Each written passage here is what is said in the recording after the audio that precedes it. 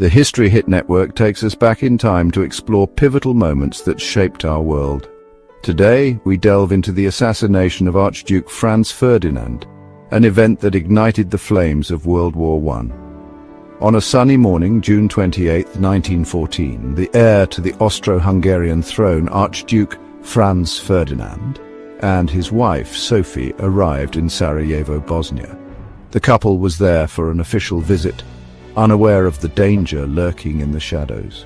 As their motorcade drove through the city streets, a young Serbian nationalist, Gavrilo Princip, seized his opportunity.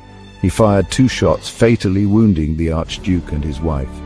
The assassination sent shockwaves across Europe. It was an unprecedented act of violence against a major political figure, and it had immediate and far-reaching consequences. The assassination of Archduke Franz Ferdinand was the spark that ignited the powder keg of Europe. Tensions between nations had been simmering for years, fueled by nationalism, imperialism, and military build-ups. Austria-Hungary, outraged by the assassination, blamed Serbia and issued an ultimatum with a list of demands.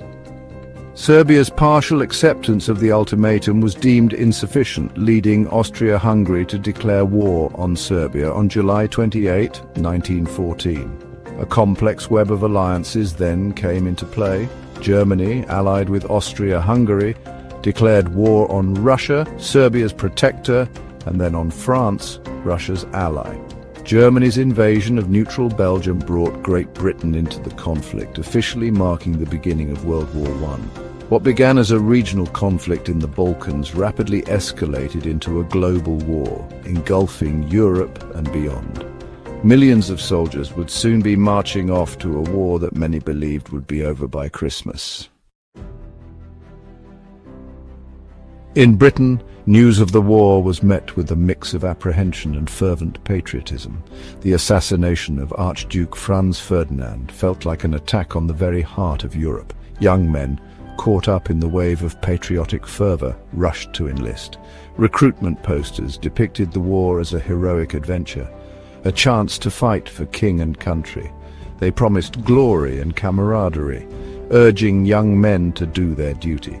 Thousands answered the call, eager to prove their courage and defend their nation. Little did these young men know the horrors that awaited them. The war they envisioned as a swift and glorious victory would soon descend into a brutal and protracted stalemate, characterized by the horrors of trench warfare.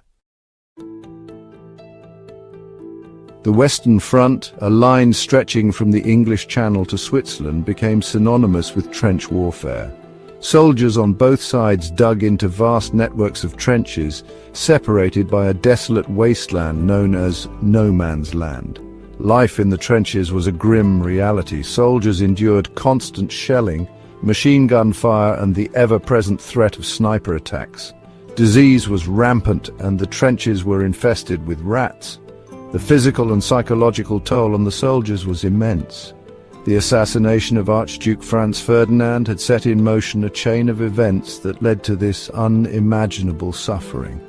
The world was at war, and millions of lives would be forever changed by the conflict.